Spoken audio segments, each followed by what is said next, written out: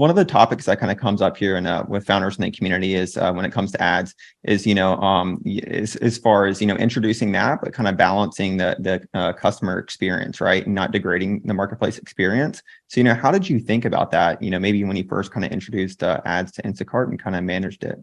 Yeah, I think, we were benefited by the fact that we weren't first to market, right?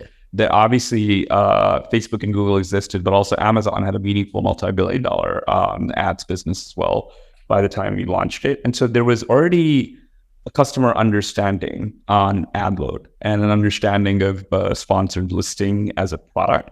So we felt comfortable with having ads in general. But there were two questions that we debated and I think quickly resolved. One is, should we let the organic listings be influenced by ad spend in any way, or should we make it very explicit what is sponsored versus not? And we made the principal choice to not have organic listings be influenced, right? And then I think, the other thing that's like relatively market, but each company has a different nuance on is like, okay, great. So now we have search results. What ads do we allow on these search results? So you need to build relevance filters and quality filters for the ads, right? And the expectations of the users. And there are some things that we debated. Okay, so somebody searches for Corona, or somebody searches for lines rather. Should we have a Corona ad pop up, and vice versa? Does that make sense? Does that fit with the user experience? Is that disruptive or additive?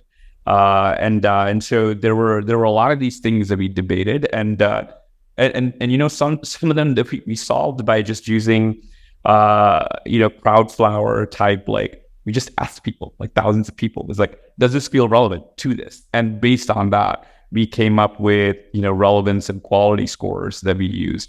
Obviously, you still need to set some hard guidelines, like, notions around family friendliness, et cetera. Like, you don't want content showing up when you're searching for vegetables or what have you. So things like that. But yeah, I think there is a way to, so we believe that it sounds a bit cliche, but we believe that there's a way for ads to be, net positive, not just neutral, but net positive to the customer experience, which is we serve you something that you weren't thinking of that you actually wanted for your search.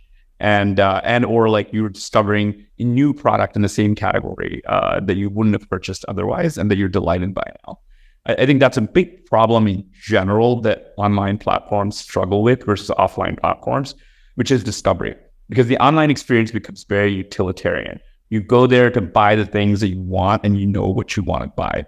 You browse a little bit, but people, especially on an app for a grocery category, you're not really browsing the same way you are with end caps, and you're looking at little displays and all of these things in the grocery store, and you end up often buying more things than you intended to because you're inspired or you discover things in the grocery store. And that's a relatively difficult thing to replicate in the app digital experience. That we try to do a bunch of things to do that, but ads are one way to do that as well as more interactive media and the recipes product and videos and tutorials that we're adding in the app were some of the things we did.